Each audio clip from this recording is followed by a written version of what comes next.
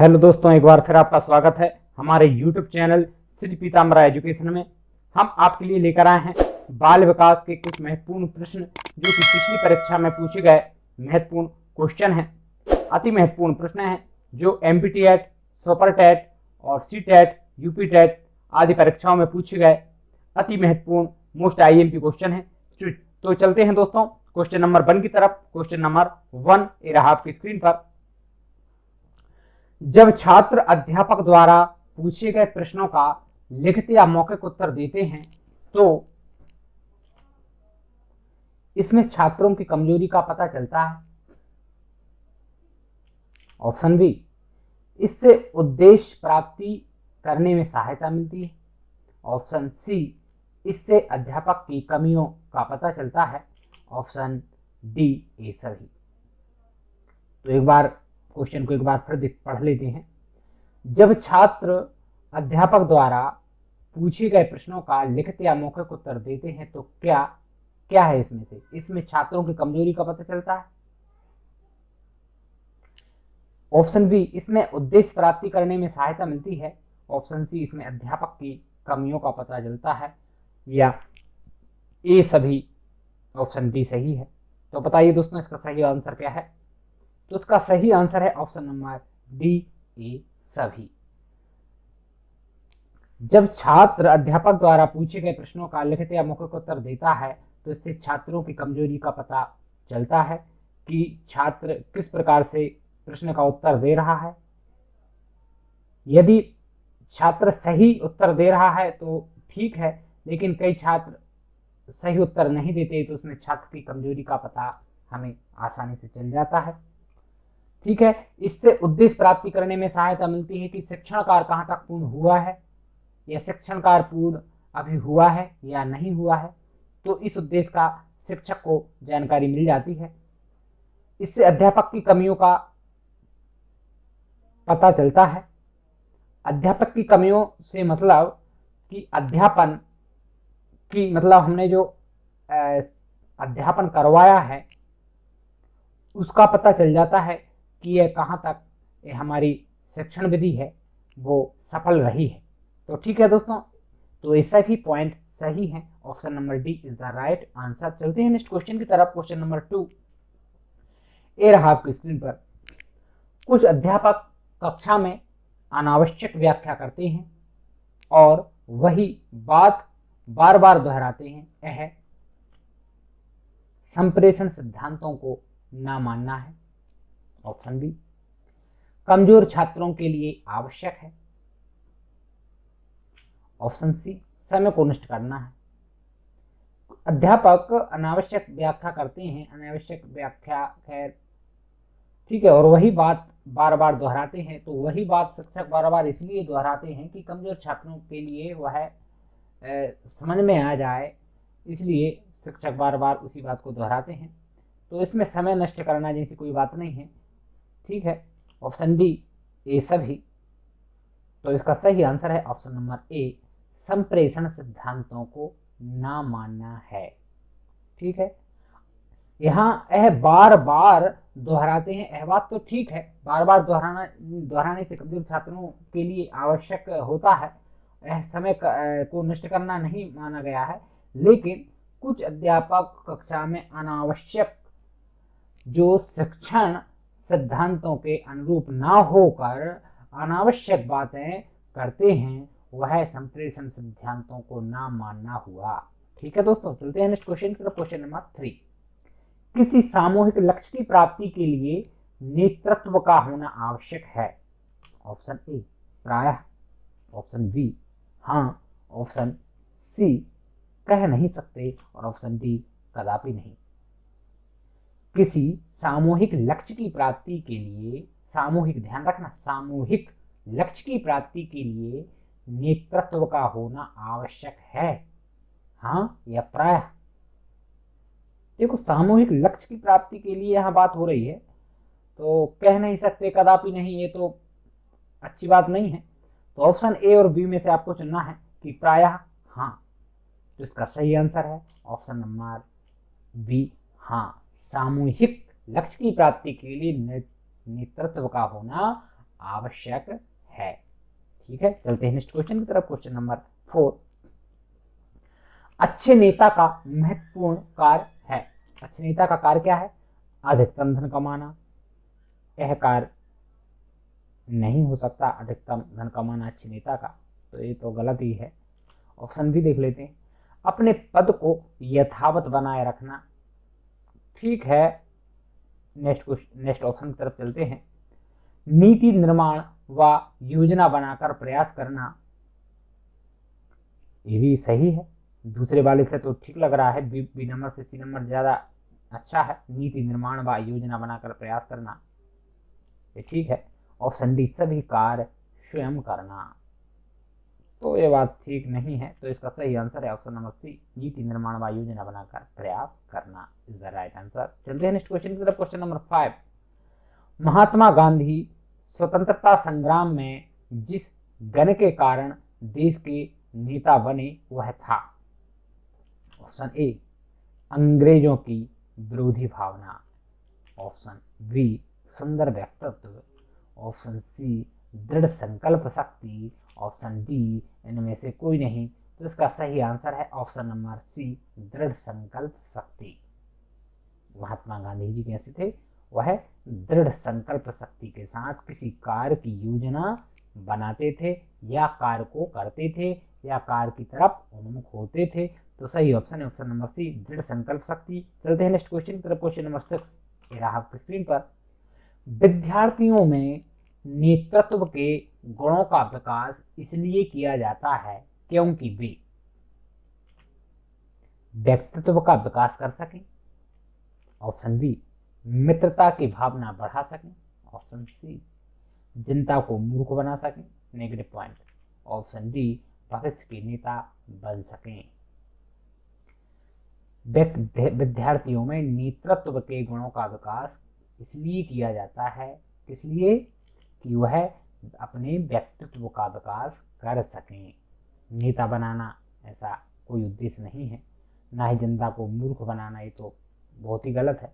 मित्रता की भावना बढ़ा सकें, ठीक है, लेकिन इससे अच्छा है व्यक्तित्व का विकास कर सकें। ठीक है, चलते हैं नेक्स्ट क्वेश्चन की तरफ। क्वेश्चन नंबर 7, ये रहा आपकी स्क्रीन पर, शिक्षकों द्वारा प्राइवेट ट्यूशन करने के संदर्भ में आपका विचार है कि इस पर कोई रोक नहीं होनी चाहिए। ऑप्शन बी, इसे कानून बनाकर दंडनीय कर देना चाहिए। ऑप्शन सी, प्राइवेट ट्यूशन पर रोक लगा देनी चाहिए। ऑप्शन डी, प्राइवेट ट्यूशन केवल विशेष परिस्थितियों में ही की जाए। केवल विशेष परिस्थितियों में इसमें संशय वाली बात स्पष्ट होती है। इस पर कोई रोक नहीं होनी चाहिए, तो रोक तो होनी चाहिए, ये भी गलत लग रहा है, डी भी ठीक नहीं है। और सी देखते हैं, प्राइवेट ट्यूशन पर रोक लगा देनी चाहिए, ठीक है, लग रहा है, बिल्कुल ठीक तो है। ऑप्शन बी है, इसे कानून बनाकर दंडनीय कर देना चाहिए। तो ऑप्शन डी, प्राइवेट ट्यूशन केवल विशेष परिस्थितियों में ही की जाए। तो प्राइवेट ट्यूशन पर रोक नहीं लगाना चाहिए, प्राइवेट ट्यूशन विशेष परिस्थितियों में ही की जाना चाहिए। तो option D is the right answer है। ठीक है, चलते हैं नेक्स्ट क्वेश्चन की तरफ। Question number 8 is the right. हाँ, छात्रों में अनुशासनहीनता के निराकरण का श्रेष्ठ उपाय है। अनुशासनहीनता के निराकरण का श्रेष्ठ उपाय है। ऑप्शन ए, छात्रों की समस्याओं से अवगत होना। ऑप्शन बी, छात्रों से सीधे संपर्क स्थापित कर अनुशासनहीनता के कारणों को मालूम करना। ऑप्शन सी, छात्रों को कठोरता से दंडित करना। ऑप्शन डी, छात्रों में भयमुक्त वातावरण बनाना। तो छात्रों में भयमुक्त वातावरण बनाना, छात्रों को कठोरता से दंडित करना, ये तो गलत है। समस्याओं से अवगत होना, यह भी ठीक है। छात्रों से सीधे संपर्क स्थापित कर अनुशासनहीनता के कारणों को मालूम करना, यह बात कुछ ज़्यादा ठीक है कि छात्रों से सीधे संपर्क स्थापित कर अनुशासनहीनता के कारणों को मालूम करना। मेरे हिसाब से बी पॉइंट सही है। और कंप्यूटर जी देख लेते हैं क्या है सही answer. Option number B is the right answer, यह सही है। तो चलते हैं नेक्स्ट क्वेश्चन की तरफ। क्वेश्चन नंबर 9 ये रहा आपकी स्क्रीन पर। बच्चों के लिए सबसे उत्तम शिक्षक वह है जो स्वयं बालक जैसा हो। यह कथन किसका है? ऑप्शन ए मैंकिन का, ऑप्शन बी रूसो का, ऑप्शन सी अरस्तु का, और ऑप्शन डी है जॉन लॉक। तो बताइए दोस्तों, यह कथन किसने कहा? बच्चों के लिए सबसे उत्तम शिक्षक वह है जो स्वयं बालक जैसा हो। तो यह कथन कहा है मैनकेन ने। ठीक है, चलते हैं नेक्स्ट क्वेश्चन की तरफ। क्वेश्चन नंबर 10 ये रहा आपकी स्क्रीन पर। अनौपचारिक शिक्षा किनके लिए है? अनौपचारिक शिक्षा किनके लिए है? तो जो शिक्षा पूरी करने से पहले स्कूल छोड़ चुके हों। ऑप्शन बी उन बच्चों के लिए जो स्कूल नहीं जाते हों। ऑप्शन सी उन बच्चों के लिए जो कहीं कोई काम कर रहे हैं। ऑप्शन डी ये सभी। तो इसका सही आंसर है ऑप्शन नंबर डी ये सभी। अनौपचारिक शिक्षा से तात्पर्य है कि जो शिक्षा पूरी करने से पहले स्कूल छोड़ चुके हैं उनके लिए अनौपचारिक शिक्षा के माध्यम से शिक्षित किया जाए। उन बच्चों के लिए जो स्कूल नहीं जाते हैं उनके लिए भी अनौपचारिक शिक्षा के माध्यम से शिक्षित किया जाए, और उन बच्चों के लिए जो कहीं कोई काम कर रहे हैं उनके लिए भी अनौपचारिक शिक्षा के माध्यम से उन्हें भी शिक्षित किए जाएं। तो ये सभी पॉइंट सही हैं। तो इसका सही आंसर है ऑप्शन नंबर डी ये सभी। चलते हैं नेक्स्ट क्वेश्चन की तरफ। Question number 11। कक्षा के भौतिक वातावरण को बेहतर बनाने के लिए निम्न में से किसे महत्व दिया जाना चाहिए? ठीक है, कक्षा में भौतिक वातावरण को बेहतर बनाने के लिए। तो ऑप्शन क्या करेंगे आप? वायु प्रदूषण पर नियंत्रण करेंगे। ऑप्शन बी है ध्वनि प्रदूषण पर रोकथाम करेंगे। ऑप्शन सी है उपरोक्त दोनों, या ऑप्शन डी है इनमें से कोई नहीं। तो भौतिक वातावरण को बेहतर बनाने के लिए वायु प्रदूषण पर भी नियंत्रण करना आवश्यक है और ध्वनि प्रदूषण पर भी नियंत्रण करना आवश्यक है। तो दोनों पर नियंत्रण करना आवश्यक होगा। चलते हैं नेक्स्ट क्वेश्चन की तरफ। Question number 12। कक्षा के शोरगुल को नियंत्रित रखने के लिए संप्रेषण की कौन सी पद्धति सबसे अच्छी है? बच्चे स्कूल कक्ष में बैठे हैं और बहुत शोरगुल हो रहा है, तो आप शोरगुल को नियंत्रित करने के लिए क्या करेंगे? शांत होकर एक एक बच्चे पर नजर डालना, शांत होकर एक बच्चे को देखते रहेंगे। ऑप्शन बी बात मत करो बार बार कहना, बच्चों को चिल्लाएंगे कि बात मत करो, बात मत करो, बार बार कहेंगे क्या? ऑप्शन डी का उपयोग करें, ऑप्शन सी का उपयोग करेंगे। शोरगुल की परवाह किए बिना शिक्षण आरंभ कर देना। ठीक है, ऑप्शन डी देख लेते हैं। विद्यार्थियों की आवाज से भी ऊंची आवाज में बोलना, विद्यार्थी चिल्ला रहे हैं तो आप भी उससे उनसे ज्यादा चिल्लाएंगे। क्या डी पॉइंट सही है? या बी देख लेते हैं, बात मत करो बार बार कहेंगे, ये भी ठीक नहीं है। शांत होकर एक एक बच्चे पर नजर डालना, ये भी ठीक नहीं है। तो शोरगुल की परवाह किए बिना शिक्षण आरंभ कर देना। यदि आप शोरगुल की परवाह किए बिना शिक्षण कार्य आरंभ कर देंगे तो बच्चे अपने आप शांत हो जाएंगे और उनका ध्यान जो है शिक्षण की तरफ चला जाएगा, इसलिए वह बच्चे अपने आप शोरगुल करना बंद कर देंगे। मेरे हिसाब से सी इज द राइट आंसर। और कंप्यूटर जी देख लेते हैं। हाँ, ऑप्शन सी शोरगुल की परवाह किए बिना शिक्षण आरंभ कर देंगे। ठीक है, तो चलते हैं नेक्स्ट क्वेश्चन की तरफ। Question number 13। शिक्षा में प्रयोजनवाद की विचारधारा का प्रवर्तक कौन था?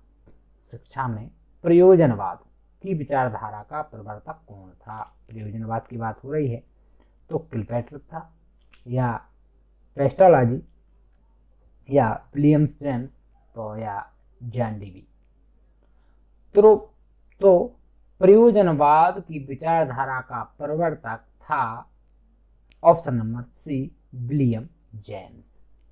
ठीक है, याद रखना प्रयोजनवाद की विचारधारा दी विलियम जेम्स ने। प्रयोजनवाद की विचारधारा विलियम जेम्स ने दी, मतलब प्रवर्तक जो थे विलियम जेम्स थे। चलते हैं नेक्स्ट क्वेश्चन की तरफ। Question number 14। प्रयोजनवाद ने किसे जन्म दिया? प्रोजेक्ट विधि को, व्यवसायिक शिक्षा को, शिक्षा की खेल विधि को, या बेसिक शिक्षा को? तो इसका सही आंसर है ऑप्शन नंबर ए, प्रोजेक्ट विधि को। ऐसा भी पूछ सकते हैं कि प्रोजेक्ट विधि किसने दी, ठीक है, या प्रयोजनवाद किससे संबंधित है? तो विलियम जेम्स, याद रखना है। चलते हैं नेक्स्ट क्वेश्चन, चलो क्वेश्चन नंबर 16। कक्षा में आप कैसे प्रश्न करना पसंद करेंगे? बच्चों से कक्षा में आप कैसे प्रश्न करना पसंद करेंगे? क्या जिनका उत्तर सभी छात्र दे सकें, या जिनका उत्तर देने के लिए छात्रों को कुछ सोचना पड़े, या जिनका उत्तर शायद ही कोई छात्र दे सके? तो ऐसे प्रश्न पूछने से कोई मतलब नहीं है कि जिनका उत्तर शायद ही कोई छात्र दे सके। ऑप्शन डी, जिनका उत्तर कोई भी छात्र ना दे सके। तो ऐसे प्रश्न करने से क्या मतलब है कि हम जानते हैं कि बच्चे इसका उत्तर नहीं दे सकते, तो जबरदस्ती हम उनके कोई ऐसा असाधारण प्रश्न पूछें जिसका उत्तर बच्चे ना दे सकें, तो गलत है। तो इसका सही आंसर है जिनका उत्तर देने के लिए छात्रों को कुछ सोचना पड़े। इसमें उनकी सोचने की शक्ति, स्मरण शक्ति का विकास होगा। ठीक है, इससे क्या होगा? बच्चों की स्मरण शक्ति का विकास होगा, यदि आप शाला में ऐसे प्रश्न पूछते हैं। तो चलते हैं नेक्स्ट क्वेश्चन की तरफ। Question number 16। शिक्षा की खेल विधि का अर्थ है खेल क्रियाओं द्वारा शिक्षा, हाँ, क्रियाशीलता पर जोर, खेल की शिक्षा, या खेल क्रियाओं द्वारा मनोरंजन। तो यहाँ मनोरंजन का कोई पॉइंट नहीं है, इधर शिक्षक और छात्र के बीच की बात हो रही है, तो शिक्षक और छात्र के बीच में मनोरंजन नाम की कोई चीज नहीं है, तो वहाँ शिक्षा ही होगी। खेल क्रियाओं द्वारा शिक्षा मेरे हिसाब से राइट आंसर है, खेल क्रियाओं द्वारा शिक्षा। चलते हैं नेक्स्ट क्वेश्चन, क्वेश्चन नंबर 17। छात्र केंद्रित शिक्षण का आशय है कि प्रत्येक छात्र की आवश्यकता का ध्यान रखना, या शिक्षण में छात्रों का पूर्ण सहयोग लेना, या ऑप्शन सी है सभी छात्रों को निःशुल्क शिक्षा देना, ये तो है ही। ऑप्शन डी, छात्रों को मनमानी करने की छूट देना। तो मनमानी करने की छूट हम छात्रों को नहीं दे सकते, सभी छात्रों को निःशुल्क शिक्षा देना वो तो दे ही रहे हैं। तो शिक्षण में छात्रों का पूर्ण सहयोग लेना इस पॉइंट में, और ऑप्शन ए, प्रत्येक छात्र की आवश्यकता का ध्यान रखना इस पॉइंट में। तो इस पॉइंट में सबसे ज्यादा बेहतर कौन सा पॉइंट आपको लग रहा है? तो मुझे लग रहा है ऑप्शन नंबर ए, प्रत्येक छात्र की आवश्यकता का ध्यान रखना। शिक्षण छात्रों का पूर्ण सहयोग तो आप लेंगे, लेकिन यदि आप प्रत्येक छात्र की आवश्यकता, हर छात्र की अलग अलग, प्रत्येक छात्र की आवश्यकता का ध्यान रखेंगे, तो वह छात्र केंद्रित शिक्षण का आशय मुख्य रूप से यही है कि आप प्रत्येक छात्र की आवश्यकता का ध्यान रखेंगे। चलते हैं नेक्स्ट क्वेश्चन की तरफ। Question number 18। भाषा सीखने का प्रभावी उपाय है वार्तालाप करना, वार्तालाप करने, ठीक है। ऑप्शन बी, सहायक पुस्तकें पढ़ना। ऑप्शन सी, अखबार पढ़ना। ऑप्शन डी, पाठ्य पुस्तक पढ़ना। ठीक है, तो भाषा सीखने का प्रभावी उपाय है कि आप वार्तालाप करें। ठीक है, तो चलते हैं नेक्स्ट क्वेश्चन की तरफ। Question number 19। किस किस्म के प्रश्न को आप सबसे अधिक प्रबोधक मानते हैं, जो समस्या प्रधान हो और हल ढूंढने को प्रेरित करे? ठीक है, जो अगली परीक्षा में आने वाला, जो बच्चे का ध्यान आकृष्ट करे, किस किस्म के प्रश्न को आप सबसे अधिक प्रबोधक मानते हैं? ऑप्शन डी है, जो सीधा सटीक हो। तो जो समस्या प्रधान हो और हल ढूंढने को प्रेरित करे वही ठीक है। तो option number A is the right answer. चलते हैं नेक्स्ट क्वेश्चन की तरफ। Question number 20। बाल मनोविज्ञान की सहायता से शिक्षक किस बात का ज्ञान प्राप्त कर सकता है? छात्रों की अभिरुचि का, ठीक है, छात्रों की क्षमता का, इसका भी कर सकता है, छात्रों का चेतन और अचेतन व्यवहार, इसका भी कर सकता है, क्या उपरोक्त तीनों? तो ठीक है, इसका सही ऑप्शन है option number B is the right answer, उपरोक्त तीनों। ठीक है, तो आपको हमारा वीडियो कैसा लगा? यदि आपको हमारा वीडियो पसंद आया हो तो हमारे वीडियो को लाइक और चैनल को सब्सक्राइब जरूर करें, ताकि और बेल आइकन प्रेस करना ना भूलें, जिससे कि आपको हमारे वीडियो यूं ही मिलती रहें। ठीक है दोस्तों, आपका दिन शुभ हो, मंगलमय हो, इन्हीं कामनाओं के साथ धन्यवाद। जल्द मिलते हैं नेक्स्ट वीडियो में।